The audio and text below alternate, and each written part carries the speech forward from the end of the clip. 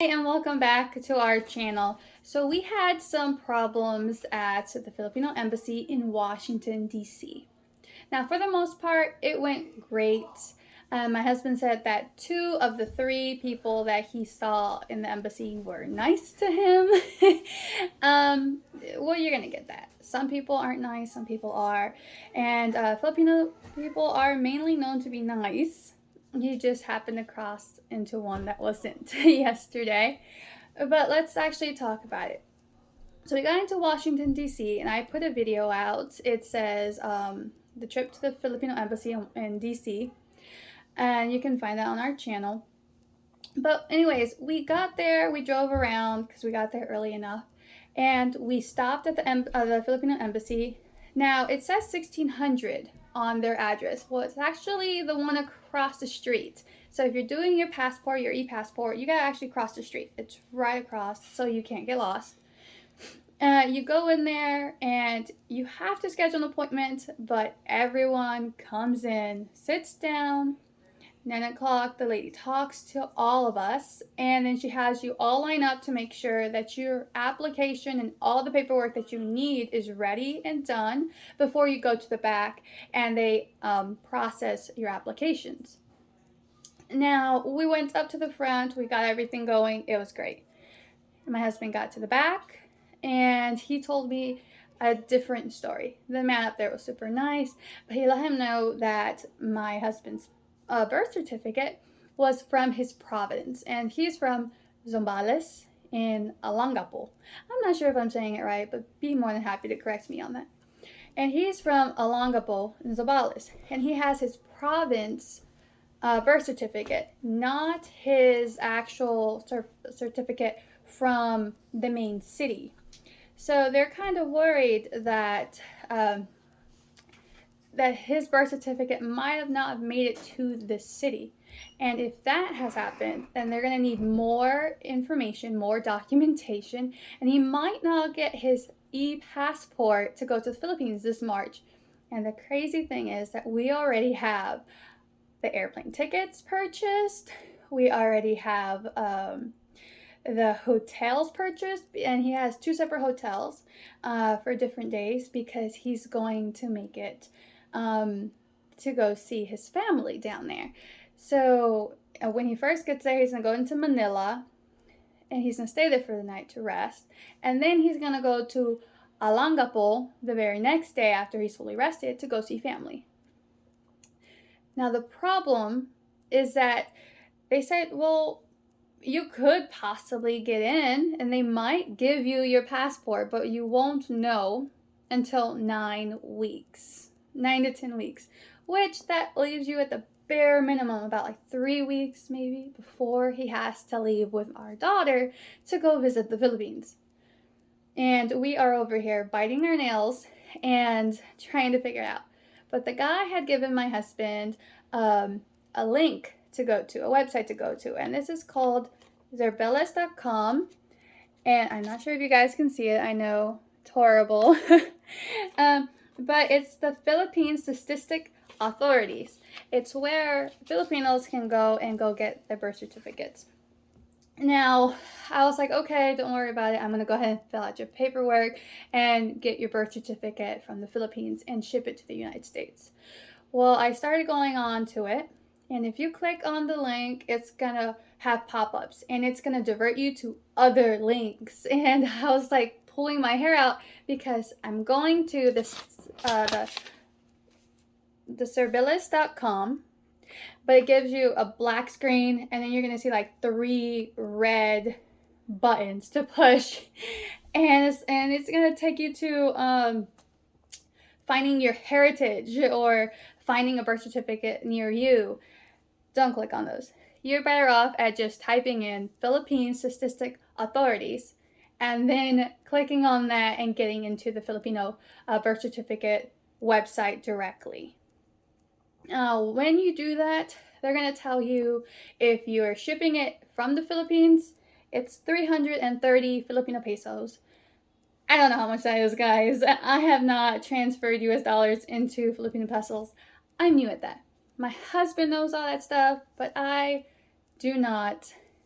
I'm still a baby, still learning all of the things that needs to happen before we go there. And changing my currency from US to Filipino pesos makes me a little nervous because I don't understand the currency as of yet, but I will learn it. But it's 330 Filipino pesos if you're in the Philippines. Now, if you're out of the Philippines and you're in the US, it rounds up to like 4,339 Filipino pesos. I'm not so sure, but I put it into US dollars through the US calculator, and it turns out that it's just like $20 or something like that. I might be getting my numbers mixed up here, guys, just because I had to do 2 separate steps and I had to pay twice. So they'll tell you that you need to go and fill out the documentation, and getting your copy is $20, $20.04 US dollars. And you gotta ship it to the United States.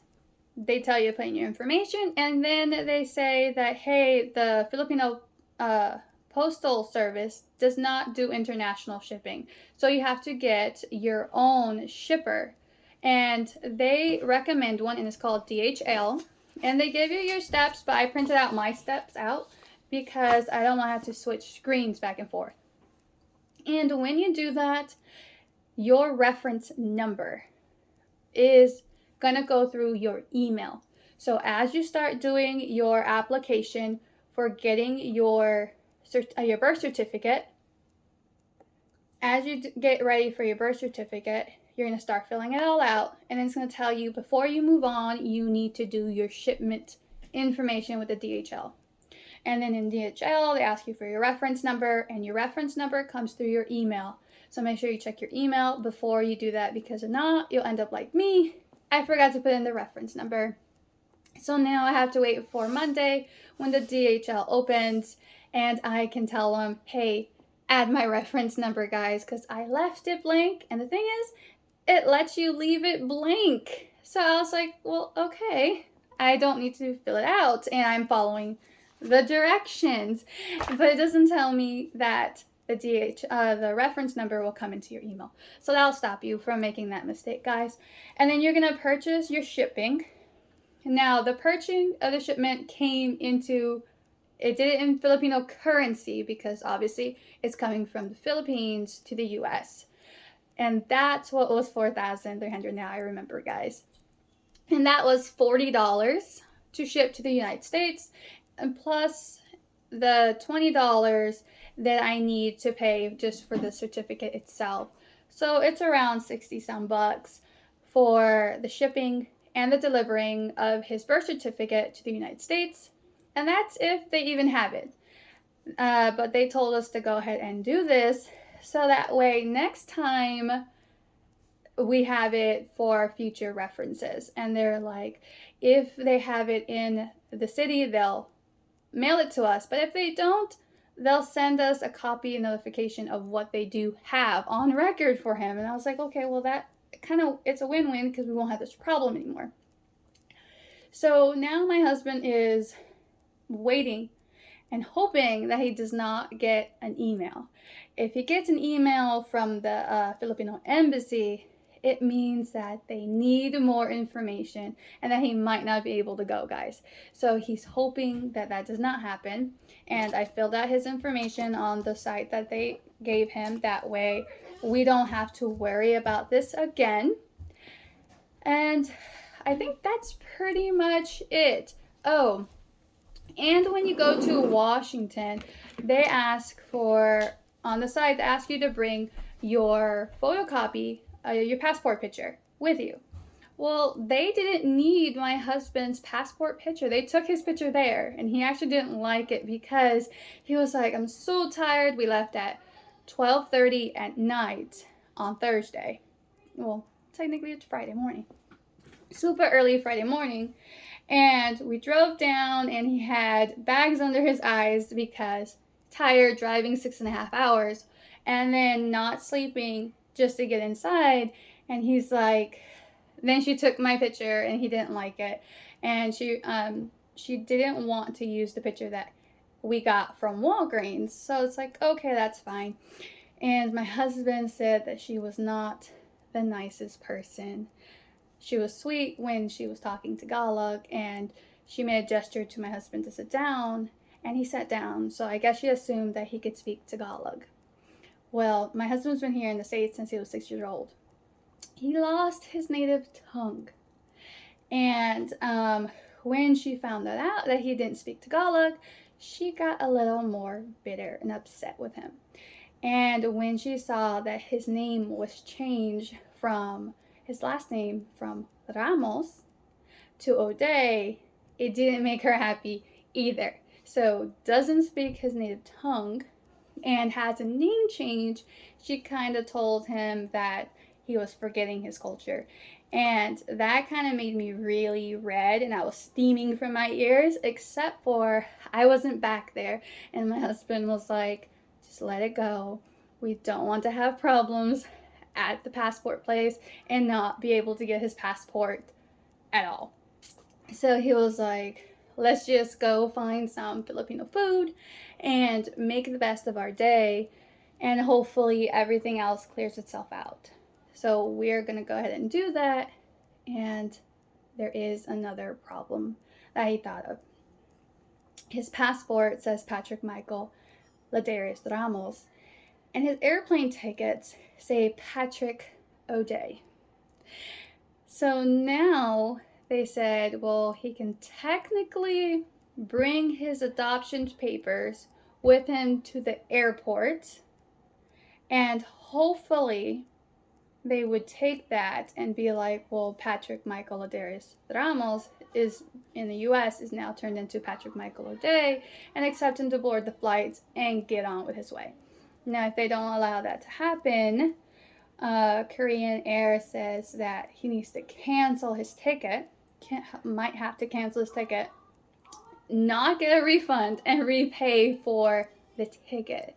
And we don't want that to happen. So hopefully it's as easy as the guy from the embassy says, and you just bring your adoption papers and it validates what you're saying and you can go right through. So fingers crossed on that one. And come Monday morning, which it would be, let me check for you guys. Monday morning will be the 9th. I have to call DHL to add my reference number because I forgot that. And then I also have to call Korean Air and make sure that if my husband goes in there 3 hours early and his passport is different from his ID and the name on the ticket, that they allow him through with an adoption paper stating that he is who he says he is and not some other random guy. And I mean, our daughter's gonna be there too, so they have O'Day names. Pretty sure we'll be okay, guys. Hopefully. I'm not sure. I'm just thinking about it. I'm guessing right now. And these are just the things that are all going inside our head. But overall, the experience was good. It was bumpy. So I guess we can just take it at the best. And hopefully everything pans out. But I will make a video seeing if the airline, Korean Air, will allow my husband to use his adoption papers, because I'm not sure if anyone else has this problem. And I was actually looking and I'm not really seeing it, and I'm not seeing all that help. And it's like, I know that Filipinos are not just in Philippines, they're all over the world and here in the US. How do we help them, or how do I help my husband better off, make it easier for him and bypass all this red tape? And this is actually a really big learning experience for me because I didn't think it was all this difficult. We'd never actually crossed this before because my husband's always been like, oh, you know, work first, play later, go to work, do our thing with our kids, have fun. And now he wants to go to the Philippines. And I'm learning that doing a transition is not just going to be a little difficult for me. It's going to be really difficult for him paper-wise, like not getting used to the culture. He's used to the culture 100%. I am not used to the culture, but from what I see from it, it's not going to be too far off for me because it's very exciting.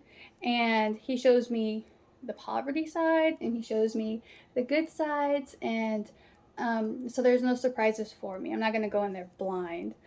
And so I know what to expect. But this is literally all that I had for this video. If you go to the Filipino embassy, guys, in Washington, be nice. Look out for the lady with the camera. Make sure that you're on your best behavior. And have a great day. Bye, guys.